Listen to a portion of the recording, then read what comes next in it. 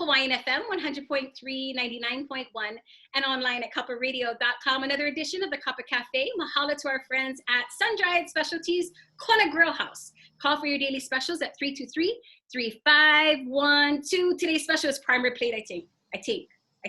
Joining us at the Kapacafe, ladies and gentlemen, we've been talking about him all week. Yeah, the versatility, because he would throw us off with the new mele. Ladies and gentlemen, Kala'e Parish. Good morning, Kala'e. Hey, how's it going, everybody? How are you, bro? I'm good. So first of all, let us publicly apologize to you, because the first time we put you out there, we were all on this country trip. You know, country artists, boo. You know what I mean? The next da-da-da. And then I get this track and I'm like, oh my God, this dude is like so much more. Yeah, totally. The new track, totally after the noon, totally awesome. So showing that you are much more than just country music. Wow, mahalo. Yeah, no, really trying. I think that was I didn't really share this with a lot of people, but my goal was always to try and touch everything as much as possible.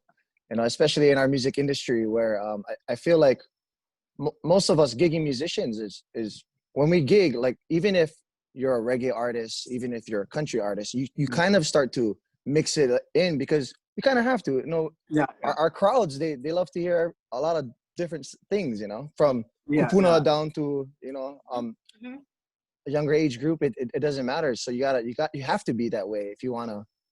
At least I believe that, if you want to longevity in this industry here locally. Especially, so when did music start for you, and how did that start? Music started for me from my dad. My dad has been gigging his whole life, from Hawaiian music to cover band, playing the Eagles. I used to take me and my siblings with him all the time to go set up sound and whatnot. So we've been doing it from kid time, I guess. Yeah. When did you figure out that recording was something that you wanted to do, that you actually wanted to be an artist?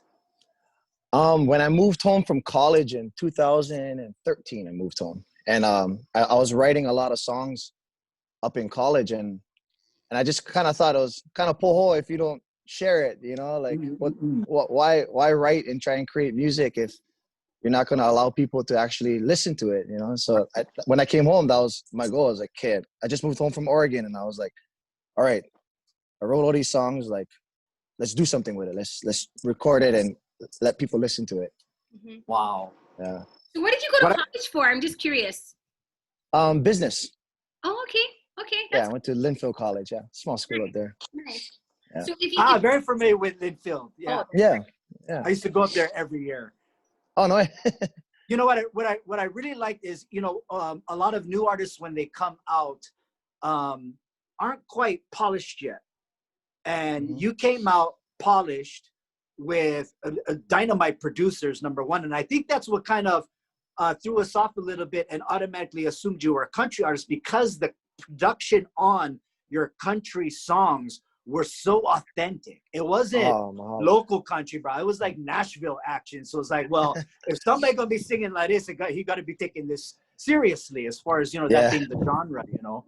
Yeah. No, I'm very fortunate with Sean Pimentel, Mikey Grande. My brother is also helping me out a lot, Alika on the production side. But Sean and Mikey have been amazing, and they're everything they put into my music and any idea he has, like, we're all on the same page, and we're just like, yes, let's do it, you know. And just incredible talent playing on my tracks, and that it comes to the sound as well. I'm very thankful that they're on my team. I saw a picture the other day that Sean posted, and I couldn't see very clearly. Are you being blessed to sing on a Neumann U87? Oh no. I saw the microphone, and I was like, oh. Oh, in his studio, his mic. Oh yeah, they have the best equipment in their studio, Ala Moana, the best. Like, if you're not familiar with that, not familiar with that microphone, it costs as much as a house. I know it's expensive. That's for sure. I know that's for sure. Speaking of which, man, like in the picture, it looks like you're duetting with somebody. Yep, Kala'e. Yeah, We'll yeah, actually can you- be releasing that very, very soon. So the song we're doing is called "Always Remain," and it's an original song I wrote, and I wanted to feature Kalena on it. Originally, I wrote it to sing by myself, and then when I spoke to her, and I was talking to her about it, and I was like, "Can you sing this song with me?" You know, it's a little more special to her as well. So she did, and we kind of created the dual dynamic for the song, and we will finish it by the end of this year, and hopefully get it released very, very soon. Awesome. Yeah, looking forward to that. Now, so we've been saying that we were just trying to tell our listeners that we weren't sure if you were a resident of the island of Oahu, Kapu'iheva, or you are a resident of Hawaii Island. Can you confirm where you are? I'm on Hawaii Island right now.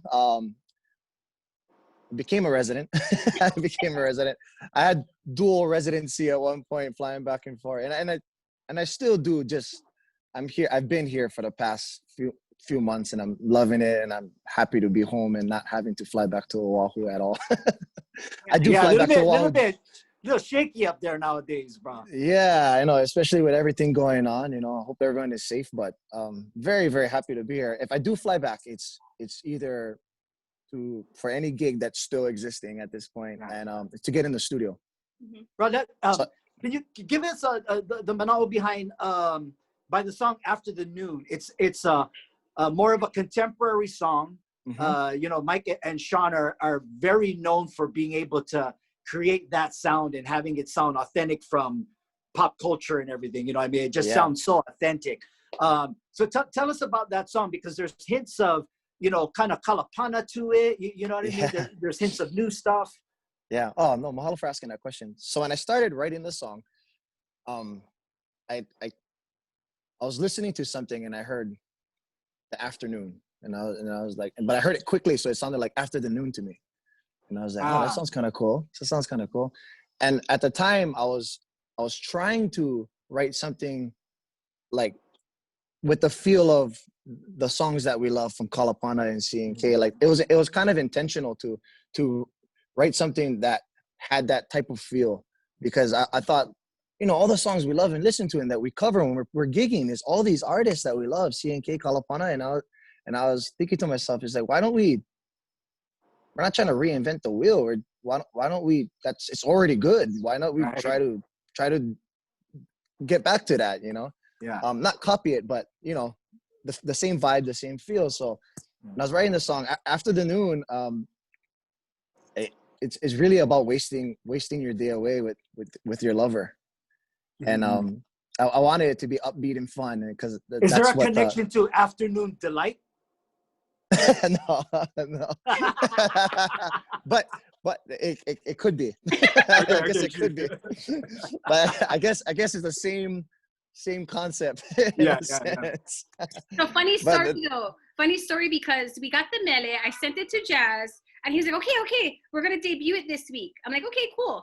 So we're moving and grooving, whatever day it was, and he goes, okay, we're gonna debut Kala'e song. I said, okay, cool. So he introduces the song, right? And he goes, okay, new music for Kala'e Parish, After the Moon.